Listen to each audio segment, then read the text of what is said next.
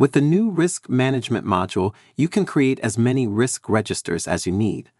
With unlimited risk registers per box, it is easy to categorize risks by type, category, or nature. Remember that creating risk registers is possible only in own scope boxes. To create a new one, click Create Risk Register. Give it a name.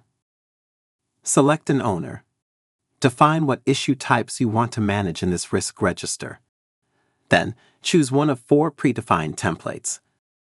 In our case, we'll use the Initial and Residual Risk Framework template, which includes metrics like probability and impact, and categorizes risks into 3 levels. You're free to customize this calculation later. At the portfolio level, you can view risk registers from own scope child boxes. When creating a risk register at the portfolio level, you need to define in which child box this risk register will be created.